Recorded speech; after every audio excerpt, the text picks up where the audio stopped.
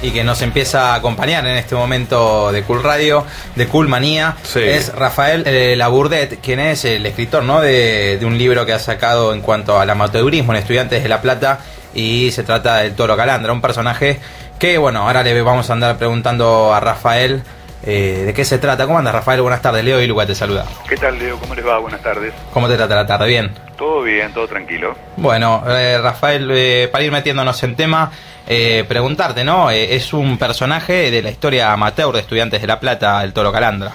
Sí, es un personaje, y yo diría un personaje emblemático. Sí.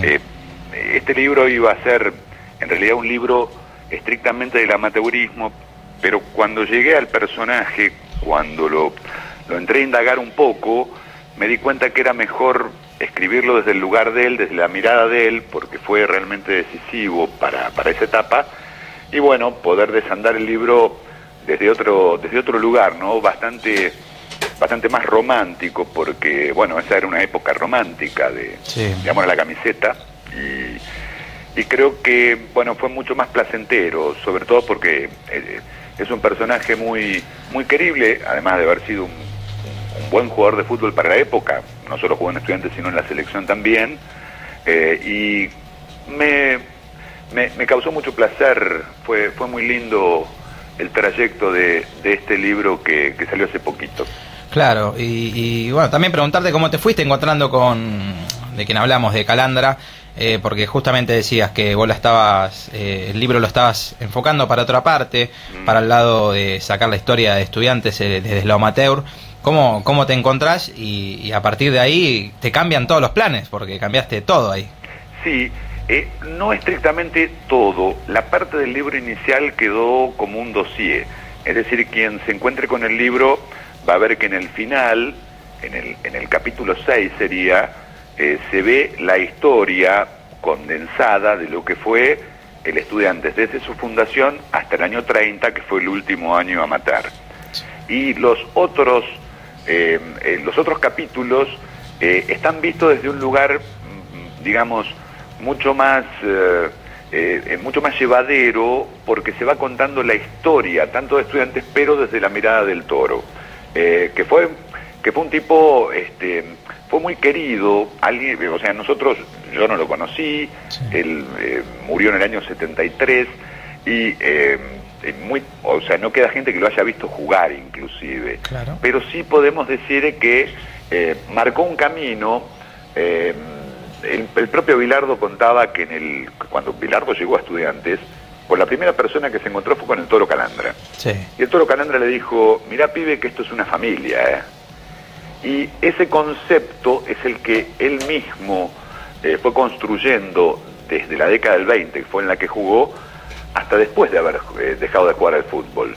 Y es lo que hoy se sigue diciendo habitualmente: Estudiantes es una familia.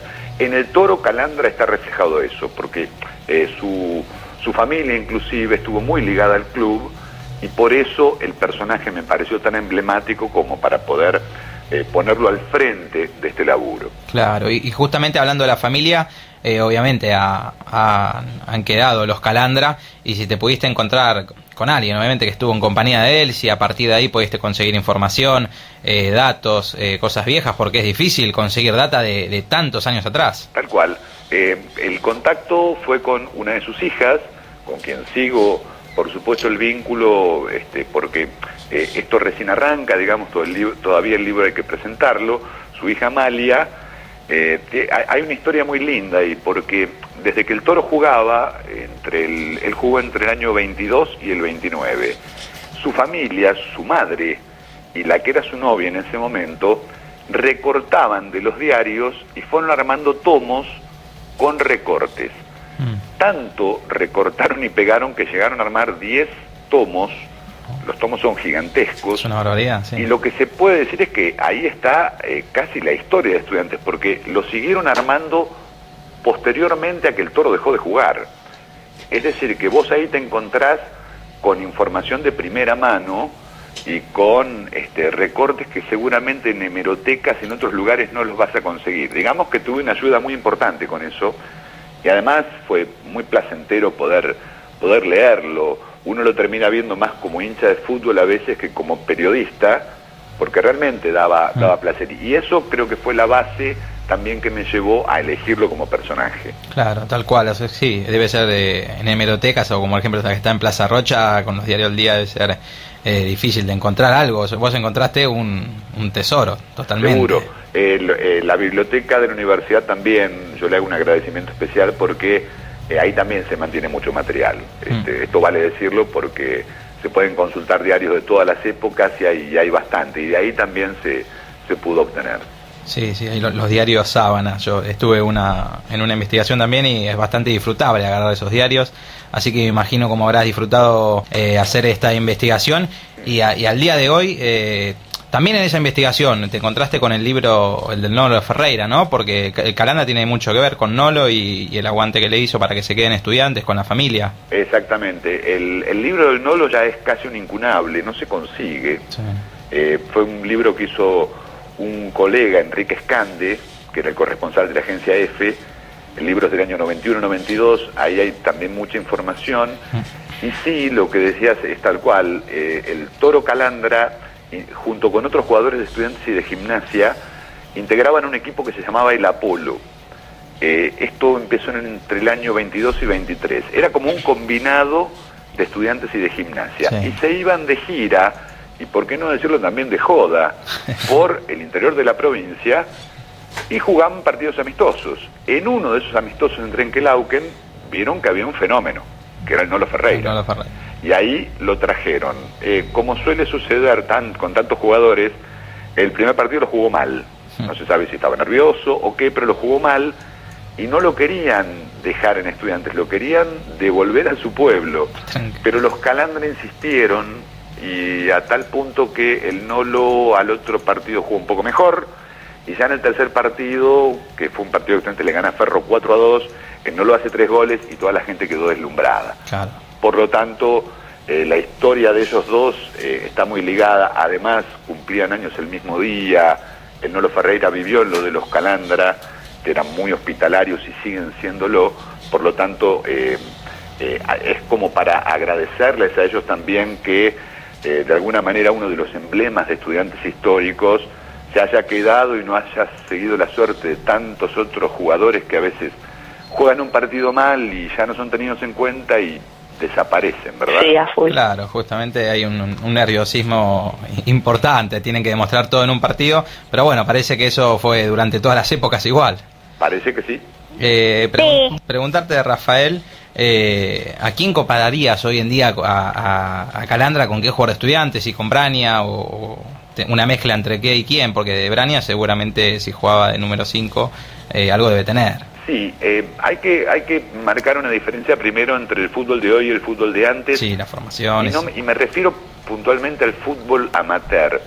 Lo que se dice en el libro, porque como no hay registros ni de video ni de audio siquiera, como que había 2 partidos dentro de uno solo. Jugaba una delantera de 5 jugadores contra 5 defensores de un lado y 5 delanteros y 5 defensores del otro. Sí, era mano a mano. Lo que se estilaba generalmente en lo posible era rechazarla para que tus delanteros la agarren. Como que el mediocampo era un lugar sin explorar todavía. Era el lugar por donde no se jugaba. Tan distinto a hoy, ¿no? Sí. Sabemos que en la mitad de la cancha se definen los partidos. Basta ver el partido de la noche. Y yo lo compararía al Toro por todo lo que he leído y por lo que he visto, sí, con el Chapu Braña, aunque también no me olvido de Carlos Pachamé. Creo que entre ellos dos estaría de alguna manera reflejado el Toro por la entrega, por el sacrificio, por correr los 90 minutos y estar siempre apoyando al compañero. Creo que podríamos sacar entre Braña y Pachamé al Toro Calandra. Una mezcla justa. Bueno, Rafael, preguntarte por último, que me cuente, si mal no indagué, el tema del retiro, porque vos dijiste jugó pocos años, se retiró joven, y el último partido, ¿qué es lo que siente él? Sí, el Toro Calandra se lesionó en Ámsterdam, en los Juegos Olímpicos del 28, y en el primer partido de la ronda clasificatoria. Ese partido Argentina lo ganó 11-2 a Estados Unidos. El partido estaba ya 7-1 y según contó el propio Calandra, se mandó al ataque cuando en realidad no tenía por qué hacerlo porque quería meter un gol. Trastabilla, hay un forcejeo en el área y un norteamericano se le cae encima de la rodilla y le rompió los meniscos. En esa época los meniscos no se operaban, había que hacer un tratamiento muy casero, había que hacer alguna rehabilitación, y como se cuidaban poco los jugadores, le costó aproximadamente entre 6 y 8 meses volver a jugar, y en el año 29 fue su última temporada porque ya la rodilla no le daba más. Claro. Entonces en el 29 él tenía recién 25 años. 26. De todos modos, los jugadores se retiraban entre los 25 y 26 años, porque al no ser profesional, vos tenías que dedicarte a otra cosa. ¿Cuál? Es decir, tenías que trabajar, o por ahí ya te casabas, entonces ya jugar al fútbol, el jueguito del fútbol tenías que dejarlo, por lo tanto, a los 25 o 26 eran considerados veteranos ya. Y el Toro Calandra dejó ahí, aunque podía haber seguido un poco más, pero ese fue su retiro, se retiró en el año 29, y llegó a jugar con los profesores, con Lauri Scopelli, Susaya Ferreira y Guaita, que ya se habían formado a mediados de ese año. Bueno, Rafael, suerte obviamente con el libro. Gracias.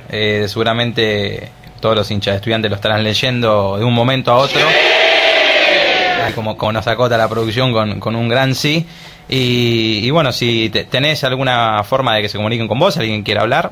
Mirá, si se quieren comunicar aquellos que tengan interés por el libro, por lo que fuese, tenemos un mail que es eltorocalandra@gmail.com, y ahí, bueno, atendemos las consultas de la gente, inclusive si son del interior y necesitan algún envío por correo, también lo hacemos.